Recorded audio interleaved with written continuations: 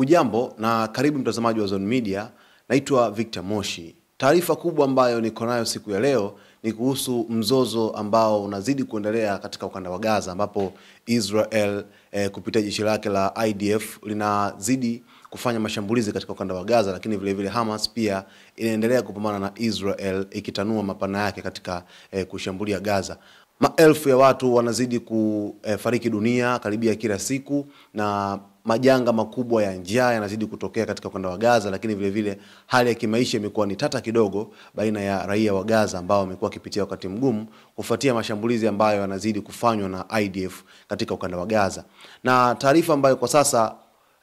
mataifa makubwa ambayo wanazidi kupambania ni kuhusu hatua za mapema kabisa au hatua za awali za usitishaji wa mapigano katika ukanda wa Gaza. Marekani pia imekuwa ni mpambanaji mkubwa sana wa kuweza kufanya jitihada za kuweza kusitisha mapigano katika ukanda wa Gaza ili tu kuwafanya raia wa Gaza waweze kuishi katika hali ambayo ina usalama zaidi tofauti na hapo awali. Sasa hapa kuna taarifa ambayo iliweza kuripotiwa mapema kabisa, ni kwamba mamlaka kutoka Palestina ilisema Jumatatu kuwa Hamas imekubali pendekezo la mjumbe maalum wa Marekani Steve Witkoff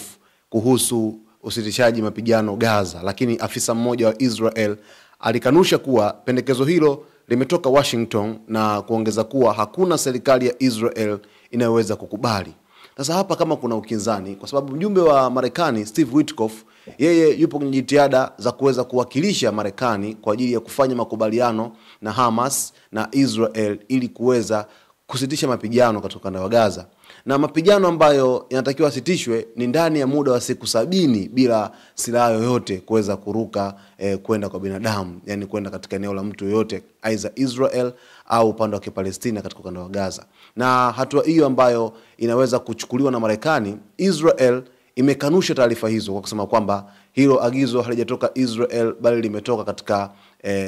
ardhi ya Marekani, akimaanisha kwamba Washington DC. Sasa hiki kitu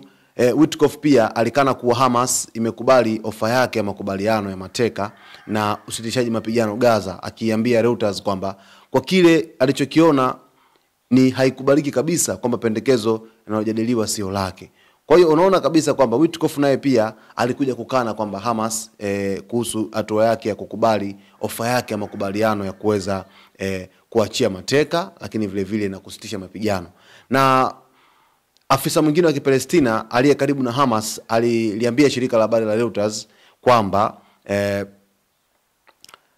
pendekezo hilo lingehusisha kuachiliwa kwa mateka 10 na usitishaji wa mapigano wa siku 70, na lilifikishwa kwa Hamas kupitia wapatanishi. Kwamba hapa kuna makubaliano ambayo yatakiwa yafanyike kwamba Hamas waachie mateka 10 wa Israel, lakini vile vile mapigano yasitishwe ndani ya siku 70 bila upande wowote kuweza kurusha silaha kwenda kwa mwenzake. Na makubaliano haya yanaonekana pia yanasuasua kutokana na kwamba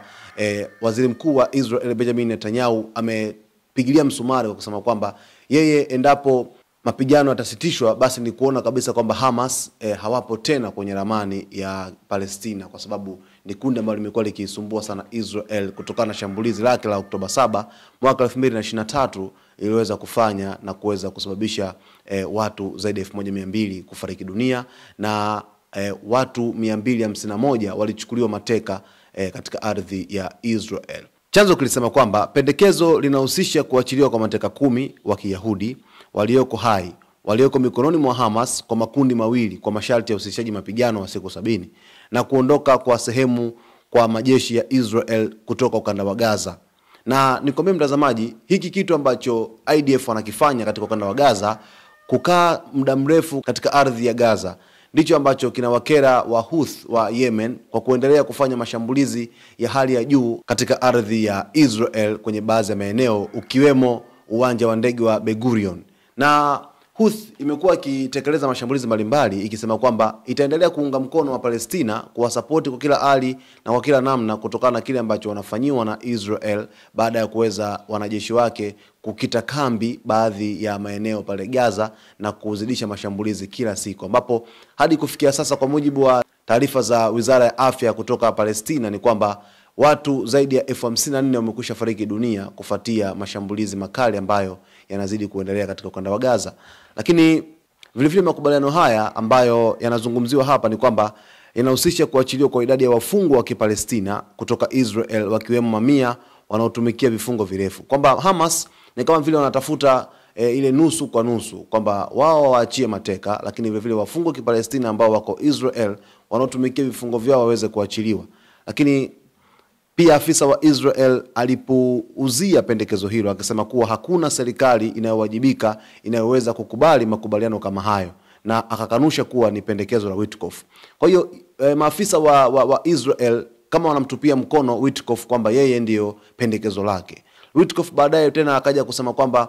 akakanusha taarifa hizi, kwamba wanatupiana mipira, kwamba wewe huku mimi huku, wewe kule mimi kule, kwamba huyu anasema kwamba pendekezo limewasilishwa na Witkoff mwenyewe, Israel haitambui pendekezo hili. Bado mambo yanazidi kuwa si mambo, japokuwa Hamas imeridhia kabisa kwamba iko tayari kuachia mateka 10 na kusitisha mapigano kwa muda wa siku 70. Lakini waziri mkuu wa Israel Benjamin Netanyahu baadaye pia alisema kupitia ujumbe wa video katika mitandao ya kijamii kuwa anatumaini sana kuwa atakuwa na maendeleo ya kutangaza kuhusu vita dhidi ya Hamas na kuachiliwa kwa mateka leo, na kama sio leo basi kesho. Kwa hiyo Netanyahu anatarajiwa kuweza kuzungumzia sakata hili la kusitisha mapigano, kwamba atazungumzia vipi,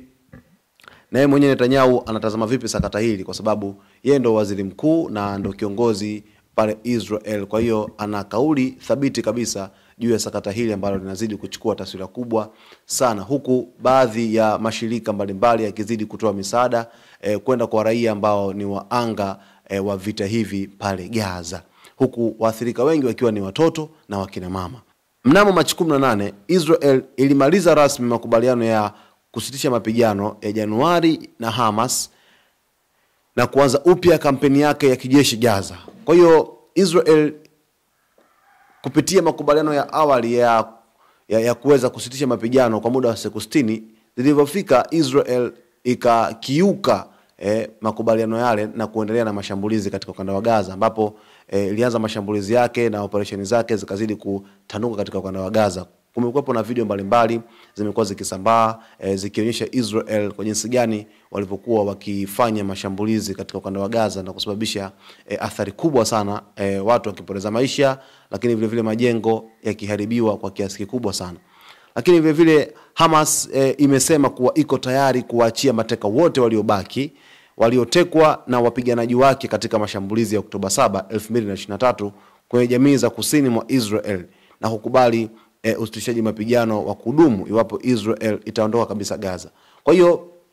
Hamas kitu ambacho anatamani zaidi ni kuweza kuona kwamba Israel inaondoka Gaza, na ndio maana Hamas anasema kwamba yuko tayari kuacha kabisa mapigano endapo tu Israel ataondoa vikosi vyake katika ukanda wa Gaza. Jeshi la Israel IDF liko pale kwa muda mrefu sana, linazidi kufanya mashambulizi na kusababisha madhara makubwa sana. Kwa hiyo IDF yeye anachokisimamia ni kwamba endapo Israel itaondosha wanajeshi wake katika ukanda wa Gaza, basi yeye ndio ataacha kabisa kuweza kuwashikilia mateka na atasitisha vita vyote ambavyo vinazidi kupelekea athari kubwa sana. Lakini vile vile inaonekana kwamba hapa ni kama vile Israel anakuwa na wasiwasi na mtego wa Hamas, kwa sababu yawezekana Hamas anamwekea mtego Israel aondoshe vikosi vyake na akafanya kile ambacho alikifanya Oktoba 7, 2023, kwa sababu Israel ni kama vile alifanywa surprise ya shambulizi ambalo liliweza kutokea Oktoba 7. Kwa hiyo waziri mkuu wa Israel Benjamin Netanyahu hata katika siku za nyuma alizungumza na akasema kwamba yeye kwa sasa hawezi kuondosha vikosi vyake katika ardhi ya Gaza, kwa sababu anaendelea kutanua operesheni zake za Israel ili kujiami zaidi na kupeleka ulinzi bora zaidi wa mipaka yake, lakini vile vile kujilinda na maadui mbalimbali wakiwemo Hamas na makundi mengine kama Hezbollah na sehemu zingine. Kwa hiyo Hamas pia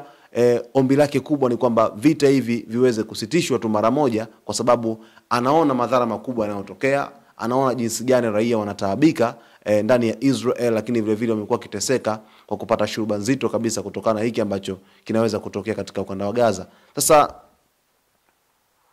Netanyahu pia amesema kuwa Israel iko tayari kwa usitishaji mapigano kwa muda wa masharti ya kuachiliwa kwa mateka. Yaani Netanyahu yupo tayari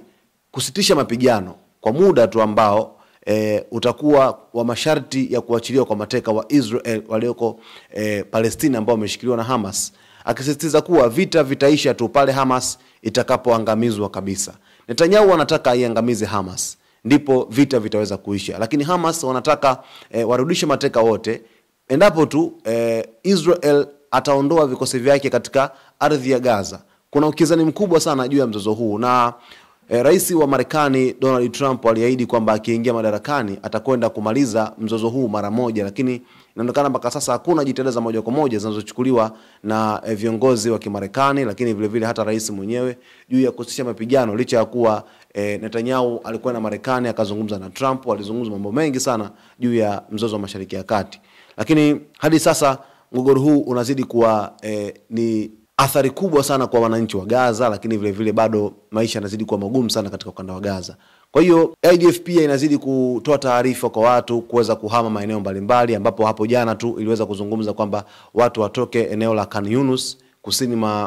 mwa Gaza wahamie magharibi mwa Gaza, kwani Israel inatarajia kuweza kufanya mashambulizi ya maeneo hayo kwa ajili ya kuweza kujilinda zaidi na kuweza kupambana na Hamas siku hadi siku. Sasa mtazamaji wa Zone Media, hii ni taarifa inayohusu kile ambacho kinaendelea Mashariki ya Kati juu ya sakata hili la kuweza kusitisha mapigano katika ukanda wa Gaza. Jiunge nasi kila siku hapa Zone Media. Naitwa Victor Moshi. Usisahau kusubscribe channel yetu, kulike video zetu, kucomment pamoja na kushare.